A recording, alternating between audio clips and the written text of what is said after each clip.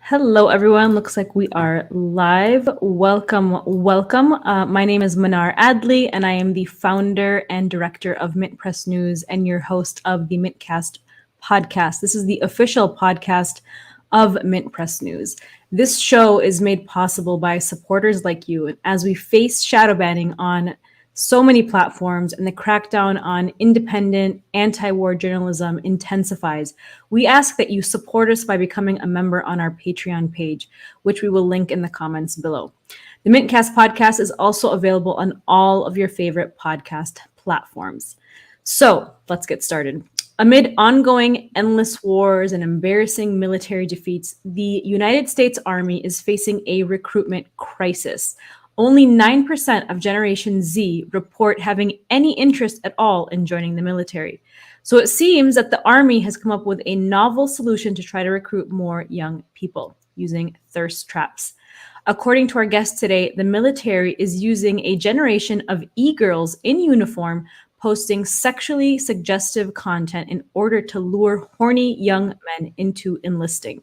That guest is Alan MacLeod, MintPress Senior Staff Writer and author of the new article, which is on our website right now, From Simp to Soldier, How the Military is Using E-Girls to Recruit Generation Z into Service, which you can read right now exclusively at MintPress. Alan, welcome back. It's great to be with you as always, Manar. Thank you.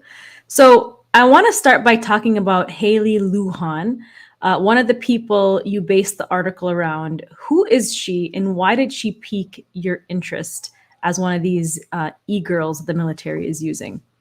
Yeah, sure. So Haley Lujan is a 21-year-old Zoomer, according to her social media profiles. Her accounts have really been blowing up over the last few months as she's been posting a lot of military-based content. She's got nearly 750,000 TikTok fans and many tens of thousands more on other platforms like Instagram or YouTube. She seems to post pretty much, in between the memes and pictures of her in bikinis and vaguely scantily clad sexually suggestive content. It seems that about 20-30% of her output is really just hardcore recruitment pitches to join the US Army. And if you read the comments from her for her videos on TikTok or her pictures on Instagram, a lot of people are saying, you're so beautiful, I want to join up. But then a whole lot of other people are saying, this is a psyop, this is propaganda, I don't believe any of this. And the thing is that her fans are kind of right. She is a psyop, technically. And what I mean by that is that she really is a member of the Psychological Operations Division of the United States Army, which is a small group, a small unit within the US, whose job it is to propagandize, persuade, and just generally get away with shifting the public attitude on everything. So if you read the Army's recruitment website description of the role, it sounds very similar to the sort of content she's actually putting out supposedly on her own. So it says, as a psychological operations specialist, you'll be an expert in persuasion.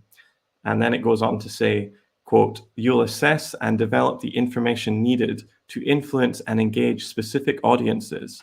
You'll broadcast important information through various mediums and assist US and foreign governments, militaries, and civilian populations. And so really, when you read the sort of definition of what a psychological operations officer is doing, it sounds quite a lot like what Lujan herself is putting out there. She seems to really lean into this whole am I or amn't I thing on her Instagram and on her TikTok. There are plenty of other influencers out there who post stuff about military life, but it tends to be very sort of tame and very mundane. With Lujan, it's like really bizarre stuff, and it's really over the top, the sort of propaganda she puts out. And as I said, she really leans into it. Loads of her posts are things called like, this is the most wholesome fed post, or my handlers made me post this. or definitely not endorsed by the Department of Defense, smiley face, stuff like that, which really gets you to start to look into this weird meta, how would you say, like postmodern way of thinking about propaganda. But honestly, I think if you were Edward Bernays, you might say that it doesn't really matter whether she is or whether she isn't being supported by the military, because ultimately what this is doing is getting people who look at this content, and there are millions of people watching this stuff, to associate lustfulness and horniness with joining the military. It's literally making them horny for war. And I think at the very least, what we can say is that the army is tacitly supporting Luhan. And at most, this is a bizarre dystopian new era of late capitalism where people are being told to join up by psyops who are literally in the US Army, but posting, horny pictures for them to get off on. It really is a crazy story. So tell me about like how she's taking these pictures and where she's taking them. That's kind of causing that confusion from people and having them to think about, is this a psyop or not? Yeah, sure. I mean, I did ask the Army for a response, the Department of Defense for a response, but I didn't get anything.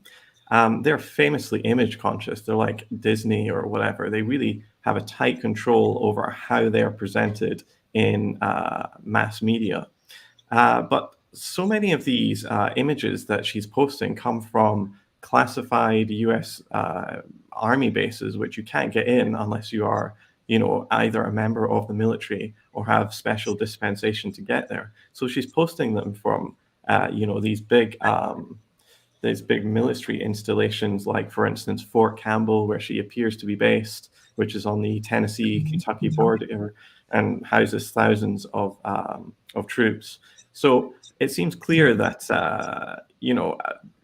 she has some sort of tacit consent from the Army. Maybe that's because they see what she's posting and they either like it or they see that it's improving their image in some way.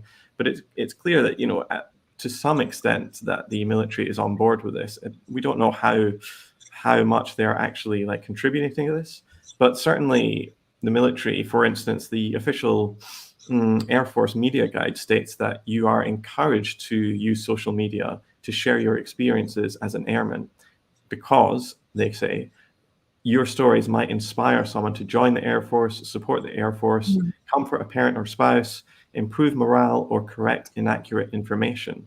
And so those experiences, however, in terms of the military, they better be positive ones, because it also warns in that same handbook that's given to Air Force personnel that, and I'm quoting, sharing sorts of information could, quote, jeopardize you and your airman's career, end quote, if they don't really line up with the military's objectives and understanding of what their role is. So yeah, ultimately, I think there must be some kind of agreement going on between Luhan and the military, even if it's just a tacit one.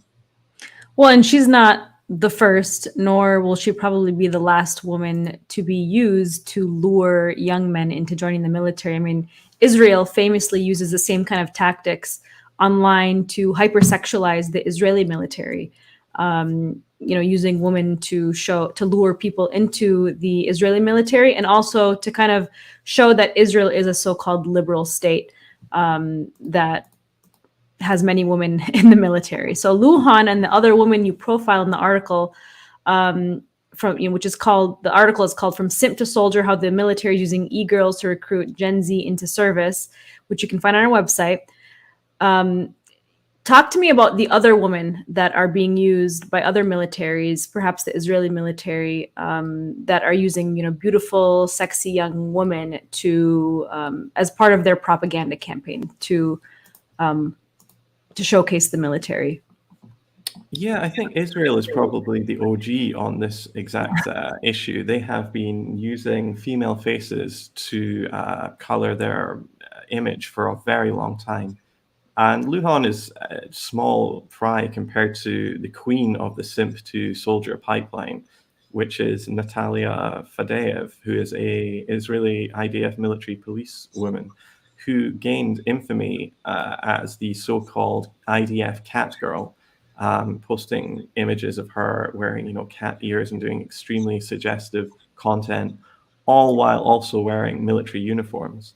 If you look at Fadeev's account, she's got over 2.7 million followers on TikTok and over 770,000 on Instagram. And her content is just like super extremely horny posting interspersed with absolutely blatant pro-Israel propaganda.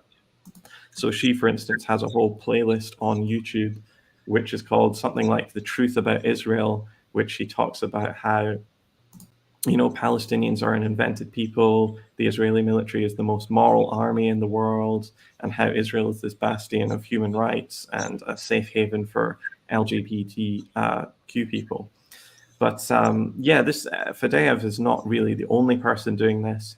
In fact, there was a leaked document that came out more than 10 years ago now, talking about how Israeli governments and generally the Zionist movement more broadly do like to put female faces on their image because it's a better sell to people. Apartheid doesn't look nearly as rough and inhuman when it's coming from a young woman's face. So very often they do specifically use younger women to be their spokespersons. Even if you want to go to like the official account of the IDF, the Israeli Defense Forces, their page is full of like horny posting and thirst traps of beautiful young women in uniform. And so really, I think the US stunts are kind of old hat compared to the IDF. Not only that, the IDF has got this sort of small subculture, actually not so small, of committed loyalists all around the world, of people who post images like, Israeli beauty or Israeli military girls in uniform. Some of these accounts have hundreds of thousands of followers, and they're really doing a great job in sort of, creating a bit more of a rosy picture for the apartheid state. Well, it's clear that sex sells, and a lot of these young men are being lured to their social media pages, and it's working to lure them into the military. But this military recruitment phenomenon is not just happening on TikTok. You found through your investigation that the Army has been recruiting YouTube stars to sell the military to their millions of fans as well. Talk to us about that. Oh, yeah, sure. So this one's a bit more brazen, and clearly the links between the army and big social media influencers are much more clear here, because the social media influencers themselves, because of YouTube's strict rules on advertising, have to directly say if they're being funded for these videos that they're producing. The Pentagon has an enormous budget right now, the biggest budget in its history. It's well over $800 billion. But in fact, when you add in things like nuclear weapons, which are actually handled by the Department of Energy, or veterans' pensions and salaries and things like that, which are handled by another part of the US government, the actual figure that the US spends on war is probably much higher than, or at least higher than $1 trillion per year. And a significant part of that budget goes towards advertising. And in the last 12 months or so, there's been a real push away from, standard old media and into social media and new media, specifically because the United States military really has to start targeting Generation Z, who simply just do not watch television or read newspapers or listen to the radio. So they've got to find them where they are. And where they are is on places like TikTok, YouTube, and Instagram.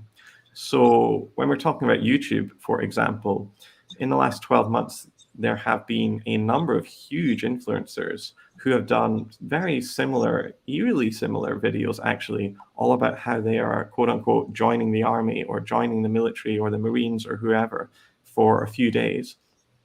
And most of them travel to big forts or military installations, whereby they will learn the ropes, so to speak. But always they're showing a very sort of glossy picture of it. So it's always the sort of crawling under nets and over obstacle courses and learning how to build bridges as teams and shooting guns and maybe getting to ride in planes, etc. And this is being marketed to tens of millions of young Americans who very often surveys show cannot tell the difference between sponsored content and native advertising and just genuine, open content. One example of this is the YouTube star Michelle Kerr, who has 3.8 or 3.7 million subscribers.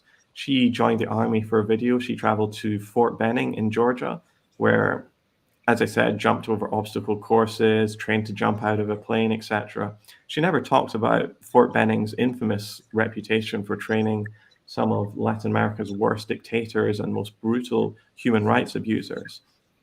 If you actually read the small print underneath, I just want to point. you can actually, I just want to point out that this is her right?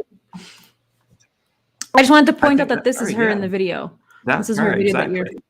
Yeah. But if you read the small print underneath, if you read the small print underneath that video, there'll be things that say, go army, this is an ad, etc. And in fact, there's even an affiliate link for Care to sign up for the army. So presumably that suggests she's getting some sort of kickback for everybody who enlists. I'm not sure about that, but it's quite possible.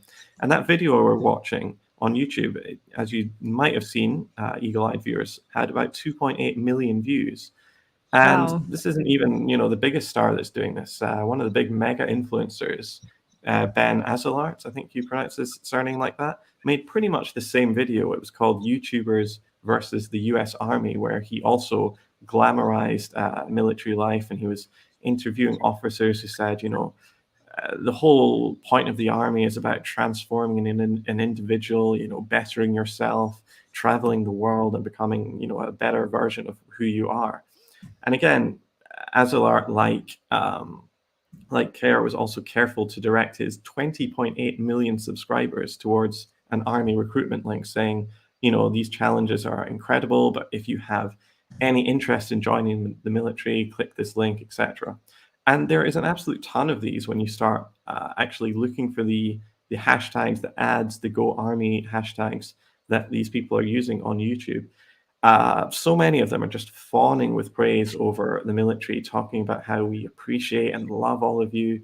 And guys, if you're a teenager watching this, please think about joining the military. It really is extraordinary how this is going on. And what I want to say about these is that I think these are much more powerful and potent than normal advertising that you might see in between, the second quarter of an NFL or NBA game. And the reason is that unlike the content on television, on YouTube, joining the army, the military is the content. That's what you're watching it for. And not only that, it's not being presented as an ad, really. And it's coming through the voice of people who have actually subscribed to this YouTuber and presumably follow them and put a lot of faith in what they have to say and what they do. And so this message is coming courtesy of stars that viewers love, respect, and trust. And so I think it's a much more potent strategy to try and soften the army's image and recruit teenagers for the biggest killing machine in the world. Absolutely. And I would, as we talk about and have covered now how influencers and how the military uses influencers in social media, how else does the military quietly or covertly attempt to appeal to young people? Well, they have so many ways in which they're actually doing this just now. Another way, they're trying to really get into Twitch, which for people under 30 is basically like live streaming YouTube, which everybody in Generation Z and younger seems to spend hours every day watching. For example, the US military hosts gaming tournaments of like first-person shooters, which are very similar to how, or at least claim to be very similar to how military life is. The army even fields its own esports teams, which kind of subtly suggests to people watching that you can enlist and then just play video games all day, which really is not the case, just in case anybody has that idea about the army. They've also been caught recruiting young people, luring them onto websites, offering them prizes like free games controllers, etc. But in fact, when you click the link, they're sent to a military recruitment website. I know Twitch actually had to clamp down on that a little while ago. And these military recruiters, when you're in lobbies with them, playing games, etc., they're they're actually trying to recruit these young people, some of them who are even children. Now, there's a huge panic right now about groomers in the United States, but these people are very much real life demonstrable groomers. They are grooming kids in a lot of ways, and the language they use is very similar, in fact, and they're trying to enlist them into the military. I mentioned first-person shooters as well. The military also is very much involved with big video game companies like Activision Blizzard, who make the video game Call of Duty.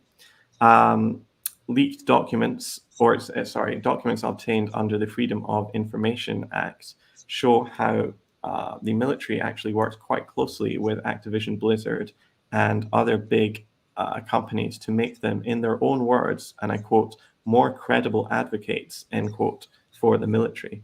And what that means is they fly gaming executives all over the world and all over the United States to meet with them, wine and dine them, and show them all the latest military tech. And basically what they're doing is they're trying to get them on board to make sure that their games aren't anti-war or have any sort of messages that the US Army wouldn't like.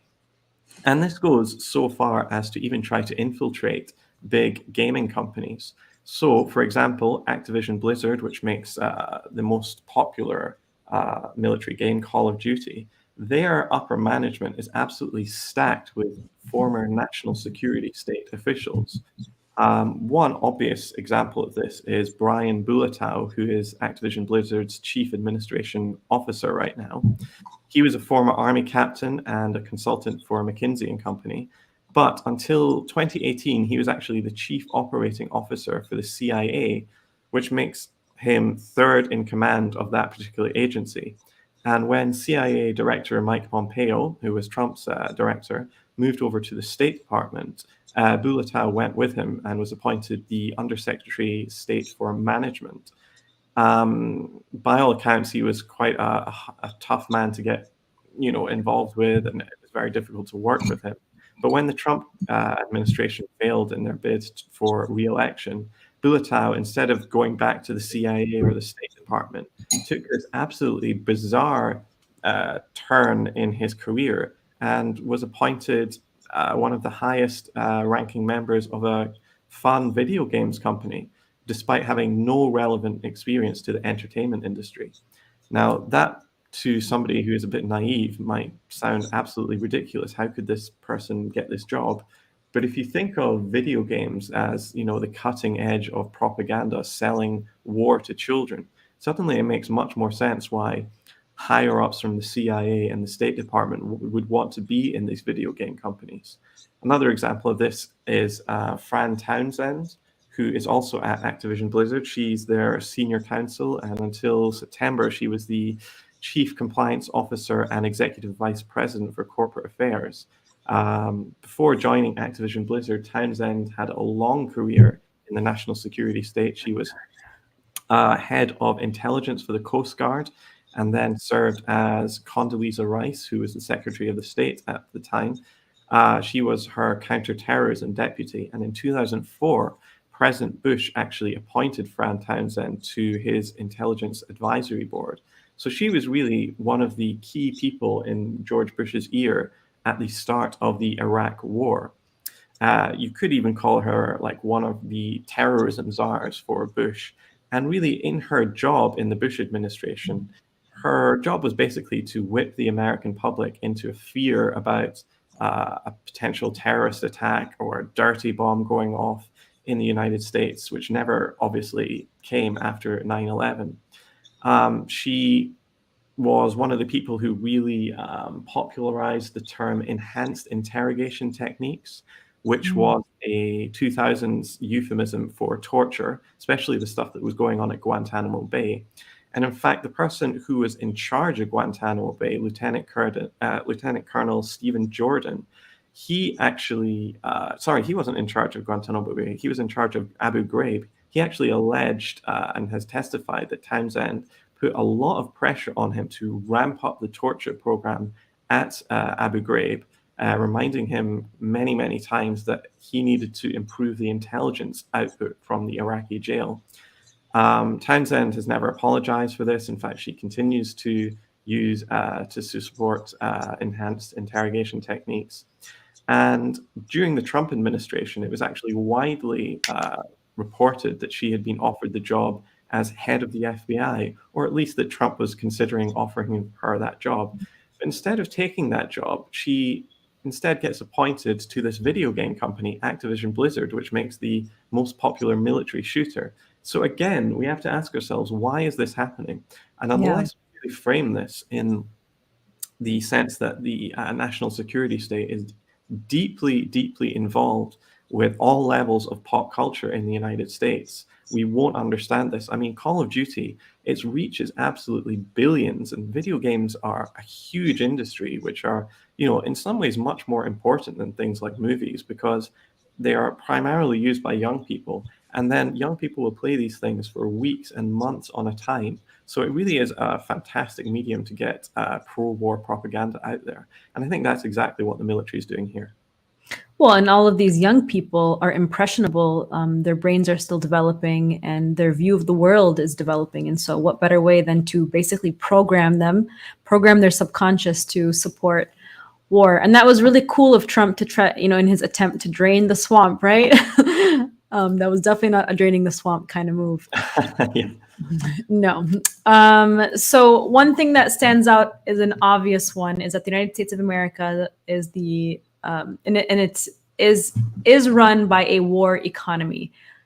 We are driven by the military industrial complex. So the military, Pentagon spending, all of those things is the number one driving factor here. So they are much more visible here than in other countries. Is that a deliberate strategy from the Pentagon? Yeah, I think one of the things that's most stark about American society compared to, say, European society is just the absolute overt role of the military in public life. As I said before, the United States has a gargantuan military budget. It spends about as much as the rest of the world combined.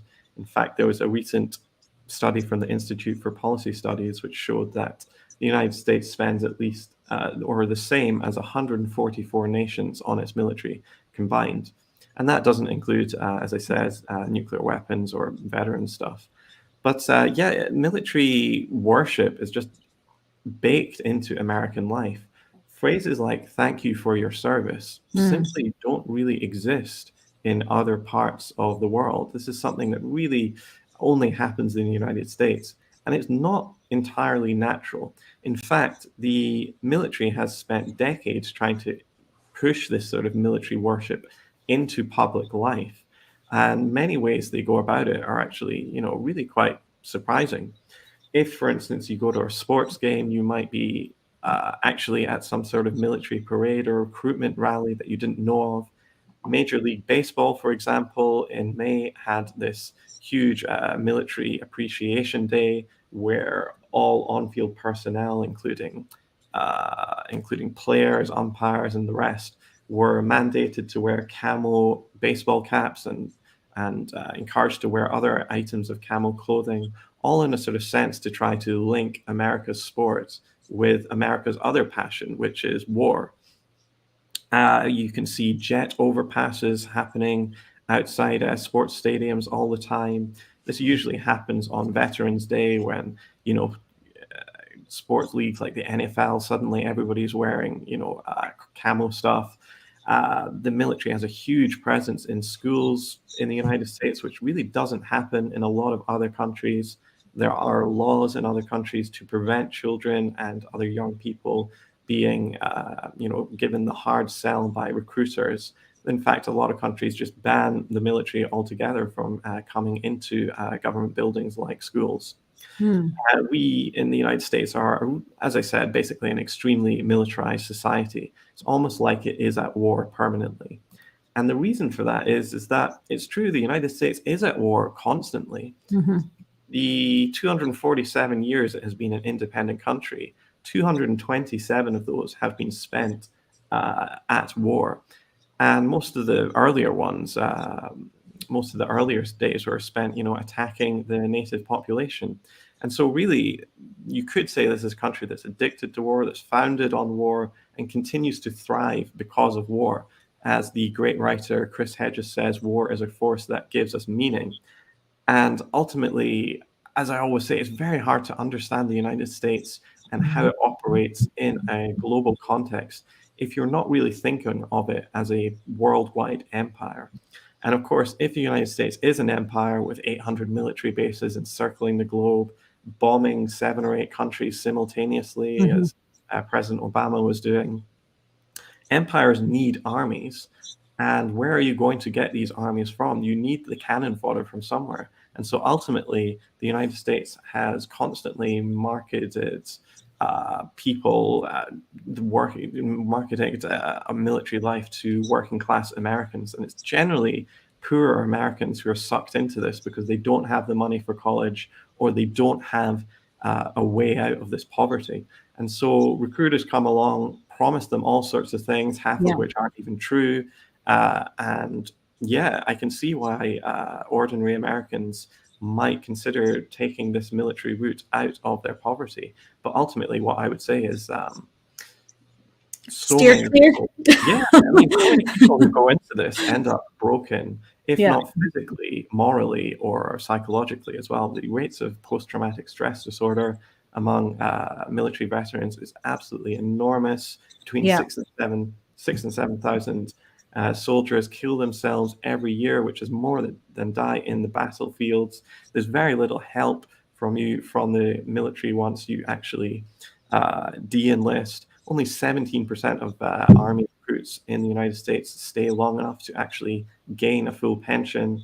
And so ultimately, these guys are chewed up and spat out by a machine which propagandizes them from cradle to grave, talking about how this is the most noble thing you can do with your life, when actually what you're doing is you're serving as cannon fodder for a global empire.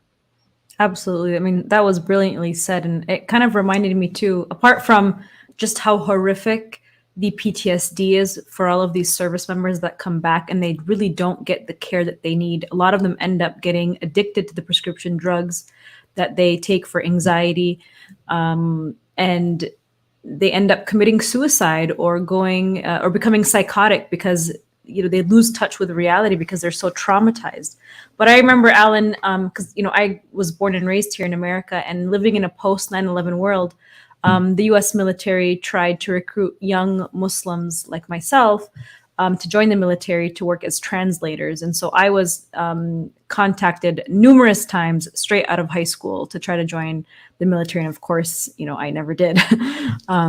My life took a different route, of course. But they definitely target young people. They go to the schools. And I'm glad to hear that other countries are protecting their children from these institutions, because that really is scary to think that they are targeting kids through video games and other means now with social media.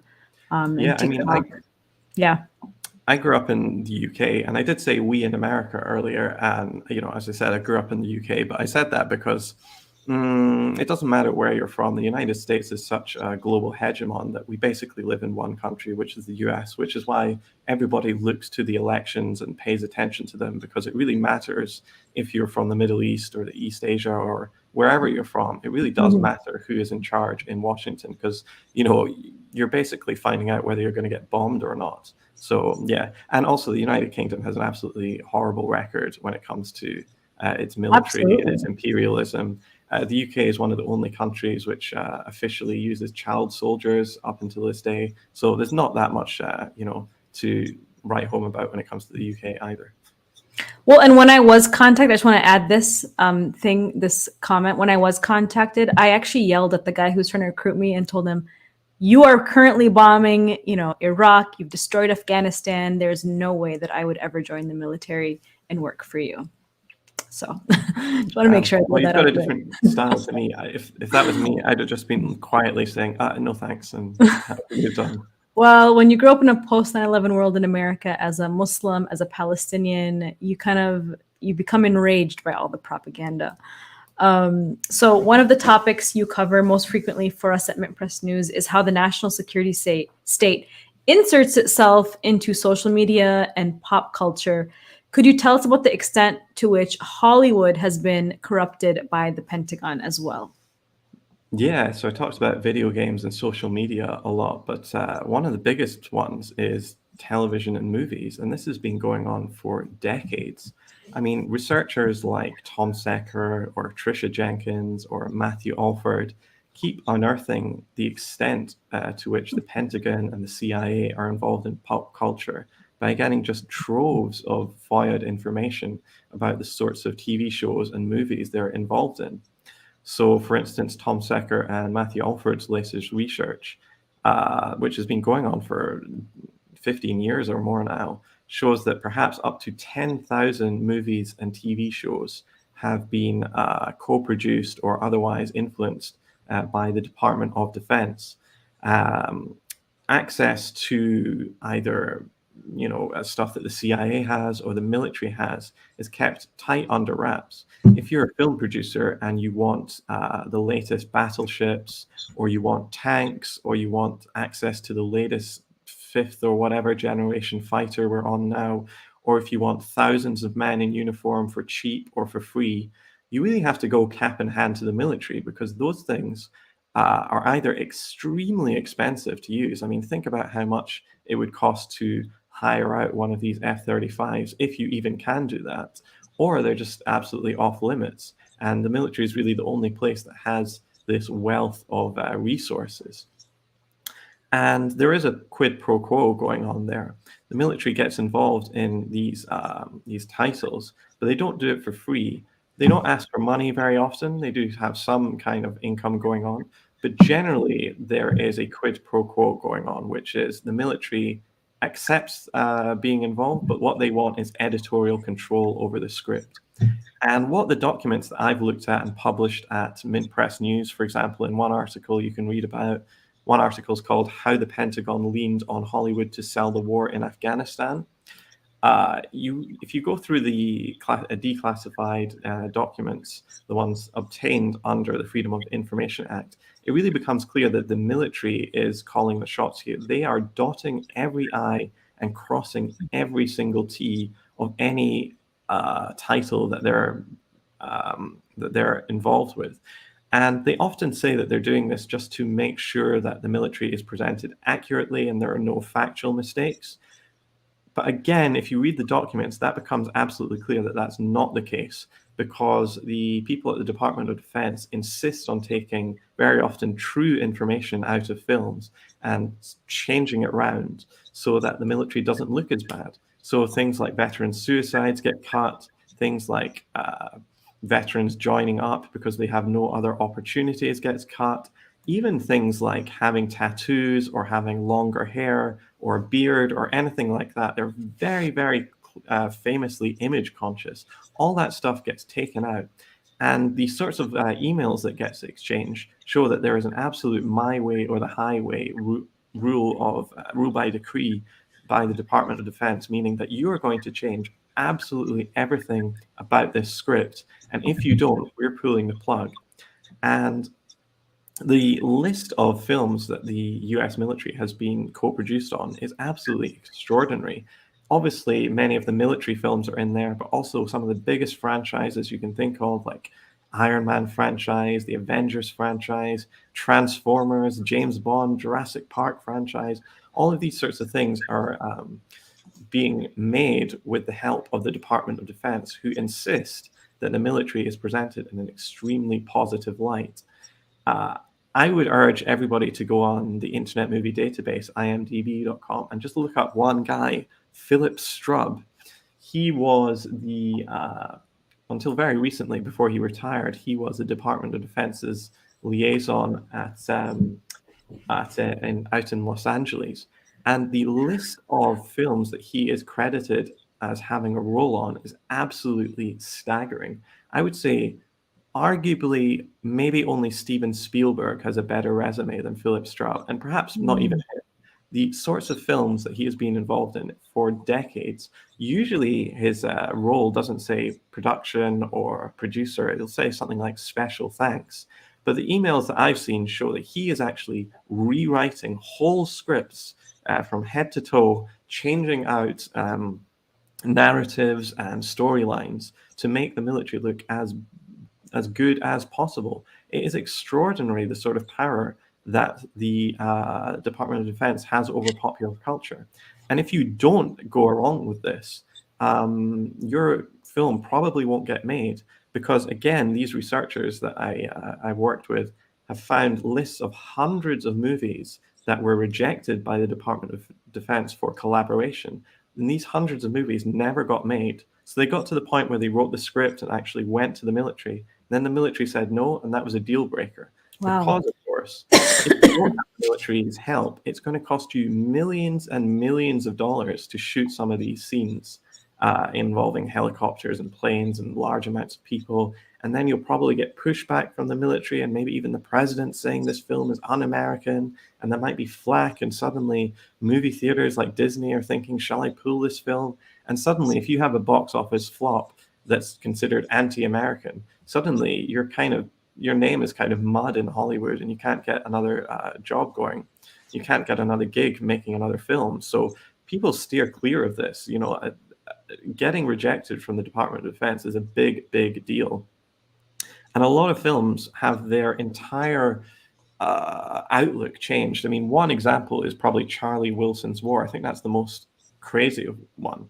It's named after the eponymous Texas politician who was most famous for really being the driving force behind Operation Cyclone, which was the CIA's funding of the Afghan Mujahideen in the 1980s, which included Osama bin Laden, by the way. The whole point of the film was it was a decidedly anti-war take, and it was talking about how funding these absolutely crazy, radical, violent people in Afghanistan would have blowback one day. And the final scene of the film was actually on September the 11th, 2001, and you hear a plane hit the Pentagon.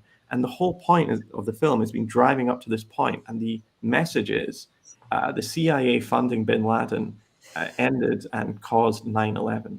But that script was clearly not going to be okayed by the military, who changed the entire thing, turned it into a tour de force for Charlie Wilson, this great American patriot. They took out the entire 9/11 scene at the end, and the final scene in the finished product is actually him being presented with the Presidential Medal of Freedom. So it turned from a decidedly anti-war, accurate anti-war film into an inaccurate pro-war film. And this happens in hundreds and hundreds of different examples of movies and TV shows all around the world. And that was the same for American Sniper, wasn't it? Yeah, I think, American Sniper definitely had the Department of Defense's involvement again. No doubt, I haven't seen the actual documents for that, but I have no doubt that the military would have been leaning on the production company to take some of Chris Cowell's more, how shall we say, more colorful language and rhetoric and political opinions and try and jettison them out of the movie. And I think that movie actually started with September 11th and then scenes from September 11th, and then tried to kind of paint this image tying Saddam Hussein and the war in Iraq to September 11th in the same way that you just described. So there definitely was an attempt to change history, at least the narrative of that. So I have a video that I want to share with everybody of Mike Prisner. He is a conscientious objector. Let's see here. I'm just going to present this really quick. And I was just going to get your reaction to this, just Alan. Am I starting at the right time? 6:34? That sounds about right. Okay, yeah. Yeah, let's do it. You don't pay your mortgage on time. Those are the people that are trying to You can hear it, right? right now. And that condition, politicians, the silver spoon, Ivy League, elite politicians, they have already proven what they will do in this situation. We know from the Iraq War, a generation went through it. And what did they teach us that you need to know now? That number one, they will lie. They will lie about why we need to go to war, just like they're lying now, just like they lied then. They will lie to you. And guess what? When that war starts going bad for them, as it inevitably will, and a lot of us start dying, what are they going to do? They're going to keep lying, and they're going to send more of you to die, and more of you to die, because they don't want to take responsibility. But guess what? They're not getting their legs blown off, and they don't have any kids on the battlefield, so they don't care. And then what's going to happen? When you come home, wounded, injured, traumatized. What are they going to do? Are they going to help you? No! They're going to punish you. They're going to ridicule you. They're going to kick you to the curb. These politicians have shown they don't care if you hang yourself in your closet when you get back. They don't care if you go out to the woods and shoot yourself. They don't care if you end up on the streets right here in Skid Row.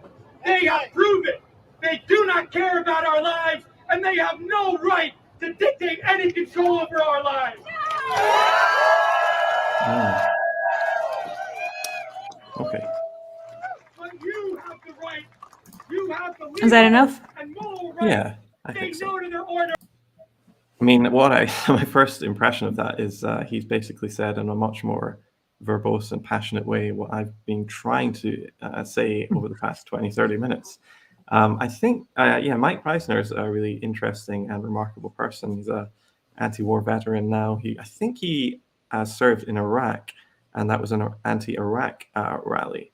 And of course, he's completely right to say that the Iraq war started with lies that were perpetrated by the government to try to get the country into war and were parroted by the media completely uncritically.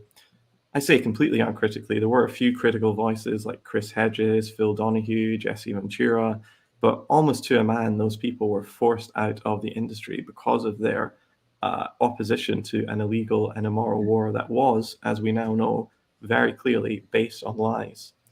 And yeah, I mean, listen, as I said before, veterans are chewed up and spat out. It's also something that's not talked about too much, but it's also an extremely sexist institution even today.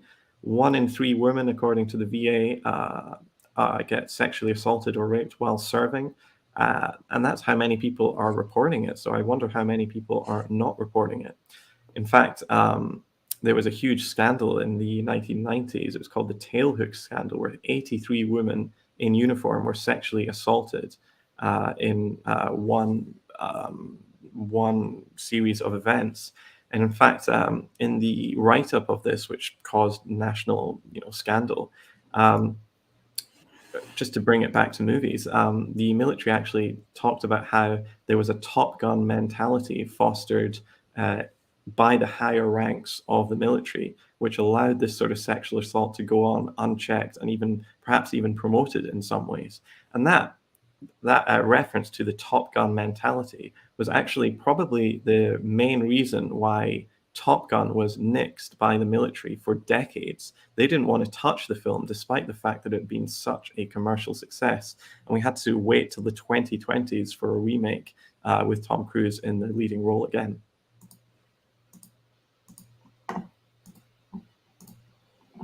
You mentioned Top Gun, and of course, one of your most read articles this year about the blockbuster film Top Gun Maverick is basically propaganda, military propaganda. Sorry, it's called Top Gun Maverick. It is military propaganda, and official documents prove it, and it can also be read only at MintPress. So tell us about Top Gun and what your investigation found. And this is my final question for you, Alan. Okay, sure. So again, when you start getting these documents from the Freedom of Information requests that researchers like Tom Secker, Tricia Jenkins, Matthew Alford have put in, you actually get to read the production agreements between big Hollywood companies and the Department of Defense. And I think it should come as no surprise to hear that the Department of Defense was involved in the making of Top Gun. But I think a lot of people probably don't realize just how intimately involved it was. And in fact, when you read the DoD's, or in fact, it was actually the Navy specifically, their internal communications, they're talking about how they have to, quote, weave in their key talking points, end quote, in exchange for granting the production company extensive access to military hardware. And so really from the beginning to the end of this movie, which, is just a 2-hour love fest for the Navy and for pilots in general. And it has proven to be a huge draw for military recruitment. We find that this whole thing was very carefully set up to make the military look as good as possible. This included, using aircraft carriers for free or for very cheap, like the USS Theodore Roosevelt or the USS Abraham Lincoln. They were also allowed to borrow F-14 Tomcats or F-18 Super Hornets as well, to put the pilots through training and then to appear on screen. But as a quid pro quo, they have to, basically get complete control of the script, so that this thing turns into, it could have been an interesting story about the military or military life or hazing or, what happens to veterans. But all of that sort of stuff is just cut out, and it's just turned into a 2-hour glory fest. And the real ironic thing is that this is actually costing the taxpayer money, of course, because this hardware doesn't come free. The extras that appear are still getting paid by the government, presumably. And so ultimately, I think the real story here is that the taxpayer is actually paying the US government to propagandize it into supporting yet more wars, exactly the things that are bankrupting America, and meaning that we can't have things like social services, we can't have mental health checkups, we can't have decent education, we can't have, we can't have free college, we can't have roads that work, bridges that don't fall down. All of this stuff is getting sidelined in order to just channel hundreds of billions of dollars straight into the military. It's like Tupac said, they've got money for war, but can't feed the poor. And ultimately, that is the great irony of all of this, is that this military image of what we've got of the army as being this, very loyal and a very sort of honorable profession actually comes from exactly the movies that the army and the other branches of the armed forces are actually making and producing themselves. And very few people are actually aware that this is going on. Well, and it's no surprise that because only 9% of Gen Z have any interest in joining the military at all, that they've come to use these kinds of tactics, whether it was through thirst traps, hypersexualizing women, targeting young horny men, through the movies, through games, that they would be so desperate to target young people. But I hope that young people are better and know that this is not the place to go to pay for school. Alan MacLeod, you have brilliantly broken all of this down for us. And I wish we could keep talking, because I know you have more to say, but thank you so much for joining us today, Alan. We really appreciate it. And you guys can all find his work on our website at mintpressnews.com. And I have linked all of the articles that were referenced in the comment section. And we would appreciate it if you supported us through Patreon. This show is made possible by our members. It's by listeners like you. And you can download and listen to the audio version of this podcast on all of your favorite podcast channels and platforms when you search MintCast. Thank you, everybody, for joining us today. Thank you, Alan. Great to be with you again.